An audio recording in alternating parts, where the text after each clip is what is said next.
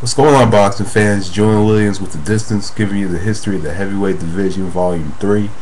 This one I'm going to talk about the John L. Sullivan, James J. Corbett fight in 1892, and follow up with some, history on James Corbett. I'm going to cover, I'm going to try to cover every heavyweight champion that was nationally recognized after John L. Sullivan from pretty much the pre-modern era of boxing.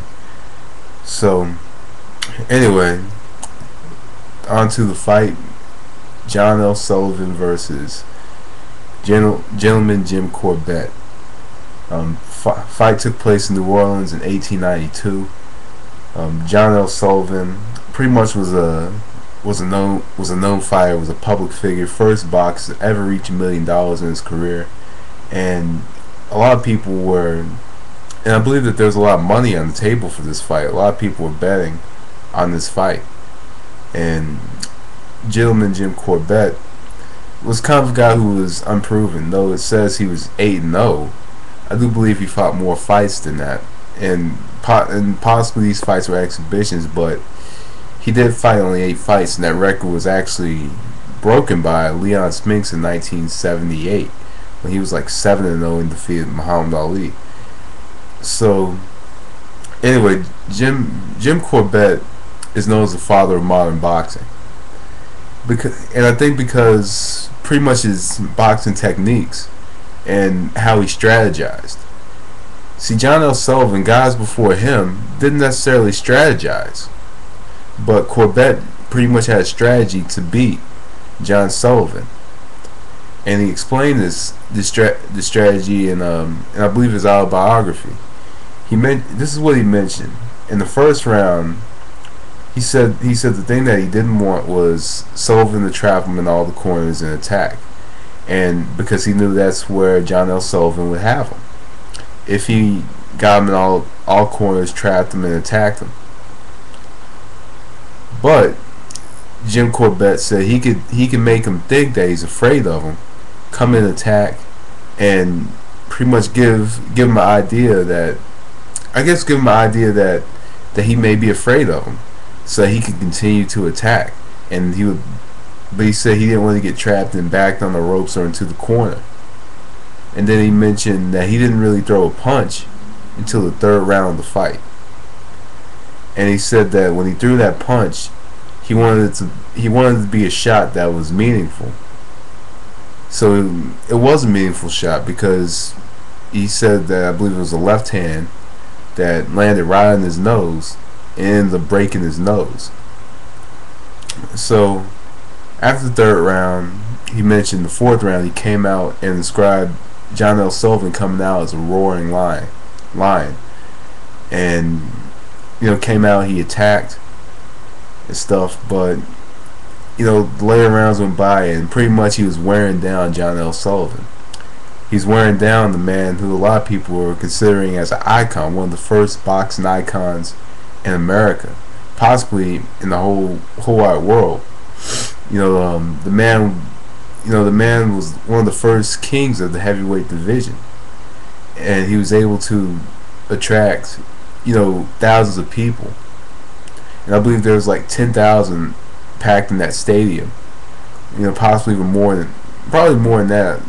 It's thousands of people is what I know, but there was a lot of people in that stadium looking to see John L. Sullivan knock out this kid.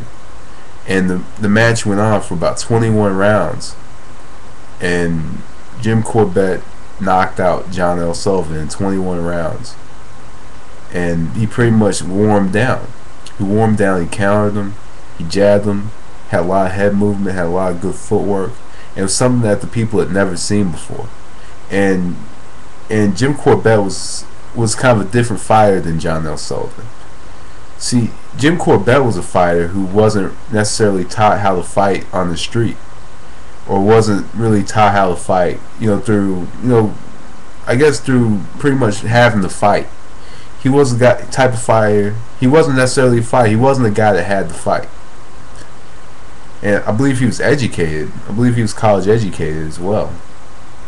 But he wasn't the guy that had to fight. He didn't grow. I don't think he grew up poor or anything. he was coached. I believe he was coached to fight, and eventually he ended up becoming a good fighter, strategizing, and had strategy to beat John Sullivan. And Jim Corbett, was the total opposite of John L. Sullivan. So anyway, after he defeated John Sullivan, sorry about that. After he defeated John Sullivan, he went on and he finally won. He pretty much fought only one defense that he won against Charlie Mitchell, and really after he beat John Sullivan, he only fought like 2 times until he lost the championship. But he beat Charlie Mitchell, and Charlie Mitchell was a fighter out of Great Britain who fought Jake Carrain.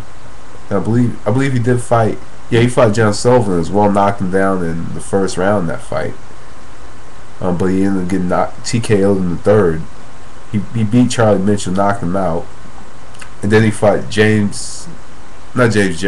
Bob Fitzsimmons. And Bob Fitzsimmons was known pretty much as the middleweight champion, and perhaps the first middleweight to end up becoming the middleweight champion, and end up becoming the heavyweight champion. And I had a video on Bob Fitzsimmons as well. But Bob Fitzsimmons held on to the championship for a while himself, and he ended up losing to James J. Jeffries. So anyway, I'm going to continue on with James Jeffries. I didn't expect to get this far, but I'm going to continue with James J. Jeffries probably on either Monday or Tuesday, more than likely Monday. So anyway, that was the distance, and that was the history of the heavyweight division, volume 3. Peace.